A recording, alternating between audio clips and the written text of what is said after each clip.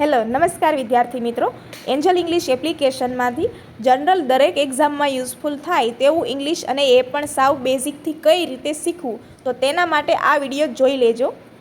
જેમાં તમારે સૌથી પહેલાં તમારે વિડીયો જોવાના છે, એટલે વિડીયો મેનુની અંદર આવી ગયા. ત્યાર પછી છઠ્ઠા નંબર ઉપર આર્ટિકલ્સ એ એન ધ નામની કેટેગરી છે તે ઓપન કરશો એટલે આ આર્ટિકલ્સના જેટલા પણ વિડીયોઝ હશે તમે અહીંયાથી જોઈ શકશો. જેમાં પહેલાં બે થંબનેલ અલગ દેખાય છે, એટલે આ જે બે વિડીયોઝ છે એ થિયરીના છે. આર્ટિકલનો ટોપિક છે તમને ડિસ્ક્રિપ્ટિવ અથવા તો ડિટેલમાં ભણાવેલો હોય એ રીતના વિડીયો છે. અને ત્યાર પછીના જે 3 વિડીયો છે એ 66 ઇંગ્લિશ MCQs બુક છે તેના સોલ્યુશનના છે, એટલે કે તેનું વિડીયો સોલ્યુશન છે. આ જગ્યાએ તમારે થિયરી થઈ ગઈ હોય તો તમે ઓનલી MCQ પ્રેક્ટિસના વિડીયોઝ પણ જોઈ શકો છો. એટલે પહેલાં તમારે છે આ વિડીયો જોઈ લેવાના. વિડીયો જોઈ લીધા ત્યાર પછી તમારે આ જ વસ્તુ છે ડિસ્ક્રિપ્ટિવ ગ્રામર, તે ગ્રામર તમારે છે વધારે ટાઈમ નથી અને શોર્ટ ટાઈમમાં જ તમારે ગ્રામરનું ફરીથી રિવિઝન કરવું છે. તો ગ્રામરમાં 8મા નંબર ઉપર આર્ટિકલ્સ છે, જ્યાં તમને ગ્રામરના જે ટોપિક છે એ આ રીતે ડિટેલમાં છે તમને મળી જશે, જેની અંદર થિયરિકલ બધું જ ટોપિકને લગતું મળી જશે. ત્યાર પછી પ્રેક્ટિસ પણ મળી જશે અને આ રીતે સ્પેલિંગના ઉચ્ચાર પણ લખેલા છે, એટલે જો વાંચવાની પણ તમને પ્રેક્ટિસ થઈ જશે. ઉચ્ચાર ન ખ્યાલ હોય એ પણ તમારે થઈ જશે. એટલે બીજી વખત તમારે આ રીડ કરવાનું છે, વિડીયો જોઈ અને પછી આ રીડ કરવાનું. બંને રીતે લર્નિંગ થઈ ગયું ત્યાર પછી MCQs નામનું જે મેનુ છે ત્યાં આવી જવાનું, જેમાં પહેલો જ ટોપિક છે આર્ટિકલ, તેના પર ક્લિક કરશો. આર્ટિકલનો ટોપિક ઓપન કરશો એટલે સૌથી ઉપર ઇંગ્લિશ પ્રશ્ન હશે. ત્યાર પછી નીચે તે કઈ એક્ઝામમાં અને કયા યરની અંદર પૂછાયેલો છે તેનું શોર્ટમાં નામ આવશે. ત્યાર પછી નીચે ગુજરાતી ભાષાંતર આવશે અને નીચે 4 ઓપ્શન હશે.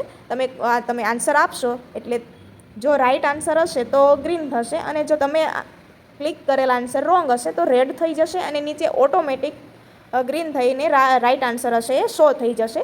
આ જ રીતે તમારો રાઈટ આન્સર હશે એટલે નીચે સમજૂતી પણ આવી જશે, જેમાં જરૂરી હશે તેમાં કોઈ ગ્રામરનો રૂલ લાગુ પડતો હશે અથવા તો કંઈક સમજૂતી છે કે જવાબ શા માટે આવ્યો તે નીચે છે આ રીતે આવી જશે. જો તમારે આ પ્રશ્નનું ગુજરાતી ન જોઈએ તો તમે ગુજરાતી આ રીતે સ્લાઇડરમાં સેટિંગમાં જઈ અને ડિસેબલ પણ કરી શકો છો અને જરૂર મુજબ ફરીથી ઇનેબલ પણ કરી શકો છો. એટલે આ MCQ પ્રેક્ટિસ થઈ ગઈ. હવે લાસ્ટમાં છે ટેસ્ટ, એટલે કે તમને કેટલું યાદ રહ્યું તેના માટે ટેસ્ટ આપવાની. જે રીતે એક્ઝામની અંદર પૂછાય છે એ રીતે ગુજરાતી ટ્રાન્સલેશન વગર અને ટાઈમ લિમિટ સાથે. એટલે તેના માટે હોમ પેજ ઉપર ટેસ્ટ નામનું મેનુ છે, જેમાં અહીંથી એટલે કે એન્જલ ઇંગ્લિશ એપ્લિકેશનની અહીંયાથી અપલોડ કરેલી ટેસ્ટ તો આવશે જ, જેમાં ટોપિક વાઇઝ હશે, આર્ટિકલ્સની હશે, એક્ઝામ વાઇઝ હશે. આવી અલગ અલગ ટેસ્ટ છે એ આપેલી છે, જેમાંથી તમારે જે તમે ટોપિક શીખ્યા છો એટલે કે આર્ટિકલ તમે શીખ્યા હોય તો તમારે આર્ટિકલની જે ટેસ્ટ હોય તે જ આપવાની રહેશે. તમે જે ટોપિક શીખ્યા નથી તેની ટેસ્ટ આપવાનો કોઈ મતલબ નથી. જો આની અંદર ટેસ્ટ છે એ તમે આપી દીધી અને હજુ વધારે તમારે એ જ ટોપિકની ટેસ્ટ આપવી છે તો તેના માટે તમને અહીંયા માય ટેસ્ટ નામનો ઓપ્શન આપેલો છે, જેની અંદર અહીંયા નીચે છે એ તમને પ્લસની નિશાની દેખાય છે, ત્યાં તમે ક્લિક કરશો એટલે તમે જાતે ટેસ્ટ બનાવી શકો તેવી તમને ફેસિલિટી મળશે. અહીંયા પહેલાં છે તમારે ટેસ્ટનું નામ આપવાનું રહેશે, જેમાં તમે આર્ટિકલ શીખ્યા છો તમે કોઈ પણ નામ આપી શકો, પણ જે ટોપિક તમે શીખ્યા છો તેનું જ નામ આપો એટલે તમારે ફરીથી એ ટેસ્ટ આપવી હોય એટલે તમને ખ્યાલ આવે કે આ કયા ટોપિકની ટેસ્ટ છે. ટેસ્ટનું નામ લખાઈ જાય ત્યાર પછી કેટેગરી એટલે કે ક્વેશ્ચન કયા ટોપિકનો તમારે જોઈએ છે તો કયા ટોપિકની તમારે ટેસ્ટ બનાવવી છે તેના માટે તમારે કેટેગરી સિલેક્ટ કરવાની. અત્યારે એક ટોપિક શીખ્યા છો એટલે એક ટોપિક સિલેક્શન કરેલ છે, તમે એકથી વધારે પણ છે ટોપિક સિલેક્શન કરી શકો છો. પછી ડન આપી દો. ત્યાર પછી નીચે માઇનસ માર્કિંગ આવશે, 0 થી 25 અને 33% જેટલું માઇનસ માર્કિંગ આવશે. તેમાંથી તમારે એક્ઝામમાં જે રીતે આવતું હોય એ મુજબ તમે સિલેક્શન કરી શકો છો. ત્યાર પછી ક્વેશ્ચન કાઉન્ટમાં તમારે 5થી લઈને 100 સુધીમાં જેટલા માર્કની ટેસ્ટ આપવી હોય અથવા બનાવવી હોય એટલા માર્કની ટેસ્ટ તમે બનાવી શકો છો. અહીં આપણે 20 માર્કની ટેસ્ટ છે બનાવી છે. તેના પછી આવશે ક્રિએટ ટેસ્ટ, તેના પર ક્લિક કરો એટલે તમારી ટેસ્ટ છે એ બની ગઈ છે અને તમે અહીંયા ઉપર છે આવી જશે. આના પર ક્લિક કરશો એટલે ફરીથી તમને 3 ઓપ્શન મળશે, ડિલીટ કરવાનો, ટેસ્ટ આપવાનો અને એડિટ ટેસ્ટ માટે. અને તમારે ટેસ્ટમાં જો કંઈ ચેન્જીસ કરવા છે તો એડિટ ટેસ્ટ પર જશો એટલે તેમાં તમે ચેન્જીસ કરી શકશો.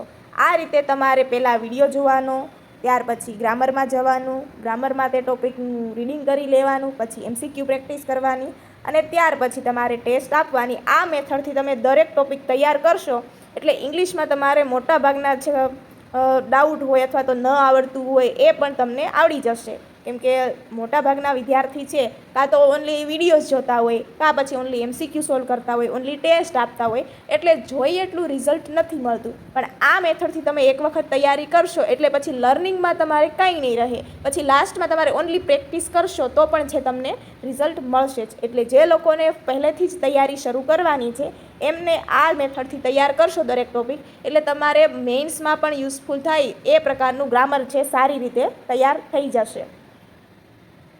ઇંગ્લિશ એપ્લિકેશનનું ફૂલ સબસ્ક્રિપ્શન લેવા માટે એપ્લિકેશન ઓપન કરશો એટલે હોમ પેજ પર જ સૌથી ઉપર સબસ્ક્રાઇબ ફૂલ એપ તેવું લખેલું છે, ત્યાં ક્લિક કરશો એટલે તમારે કેટલા ટાઈમ સુધીનો ફૂલ કોર્સ લેવો છે તેના માટેના અલગ અલગ ઓપ્શન્સ છે આવશે, જ્યાં 1 મંથથી શરૂ કરી 3 મંથ, 1 યર, 2 વર્ષ અને 3 વર્ષ સુધી તમે ફૂલ એપ સબસ્ક્રિપ્શન લઈ શકો છો. જેમાંથી તમારે દાખલા તરીકે 1 વર્ષનું સબસ્ક્રિપ્શન લેવું છે તો 1 વર્ષવાળું સિલેક્શન કરી અને નેક્સ્ટ પર ક્લિક કરો. ત્યાર પછી બાય નાવ પર ક્લિક કરો. બાય નાવ પર ક્લિક કરશો એટલે પેમેન્ટ માટેના અલગ અલગ ઓપ્શન આવશે, જેમાં તમારે ઓનલાઈન પેમેન્ટ કરવાનું રહેશે, એટલે કે જીપે, ફોનપે, UPI વગેરેમાંથી તમને જે રીતે અનુકૂળ હોય તે રીતે પેમેન્ટ કરી અને એક વખત એપ્લિકેશન બંધ કરીને શરૂ કરશો એટલે તમારે એપ્લિકેશનનું ફૂલ સબસ્ક્રિપ્શન છે તે એક્ટિવ થઈ જશે. એપ્લિકેશનનું સબસ્ક્રિપ્શન લઈ લ્યો ત્યાર પછી અહીં સ્લાઇડરમાં જઈ અને આ જગ્યાએથી તમારી વેલિડિટી છે તમે ચેક કરી શકશો. તમારું એપ્લિકેશનનું વર્ઝન ફ્રી છે કે પ્રીમિયમ તે પણ આ જગ્યાએથી તમે જોઈ શકશો.